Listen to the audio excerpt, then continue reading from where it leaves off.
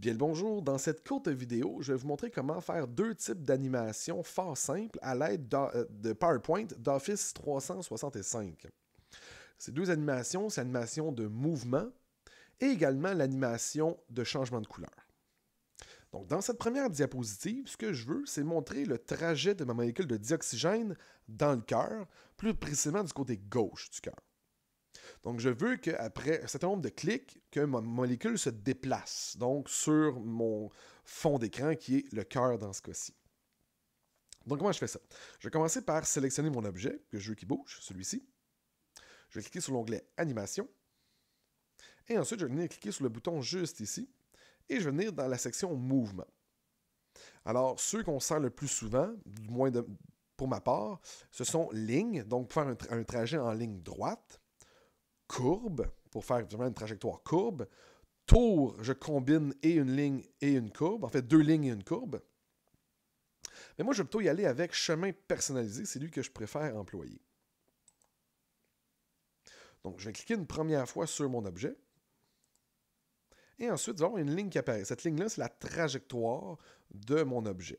Je vais cliquer une première fois dans la veine pulmonaire gauche. Et ensuite, je vais aller jusque dans l'atrium gauche. Une fois que je suis rendu à l'endroit où je désire, je vais double-cliquer, comme ça ici. Donc, quelques petits éléments qu'on peut changer. Je pourrais changer ici à quel moment est-ce que l'animation va démarrer. Donc, est-ce que c'est lorsque la diapositive change? Est-ce que c'est plutôt au clic? Dans ce cas-ci, moi, je veux contrôler à quel moment est-ce que la molécule se met à bouger. Donc, je vais y aller au clic.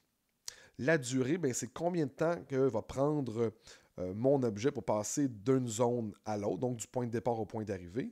2 secondes, c'est peut-être un peu rapide. Donc, je vais aller à 3 secondes.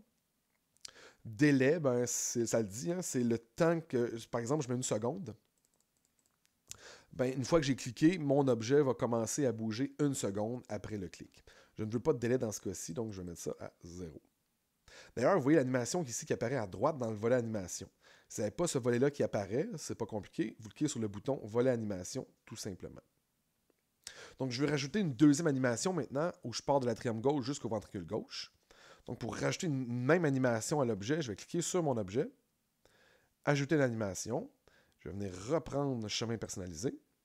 Je vais venir cliquer à l'endroit où se terminait ma première animation et jusque dans le fond de mon ventricule gauche. Comme ça ici. Je veux refaire une troisième animation, donc je reclique de nouveau. Donc, j'ajoute une autre animation. Chemin personnalisé. Je clique à l'endroit où se terminait ma deuxième animation. Et là, je vais aller dans mon aorte, comme ça ici, comme ça, et je sors. Donc, vous voyez, c'est très rapide, c'est en 2 secondes. Évidemment, je pourrais venir changer le temps, mettre un 5 secondes. Donc, regardons ce que ça donne quand on le met en diaporama. Donc, je clique une première fois. Je clique une deuxième fois. Et je clique une troisième fois.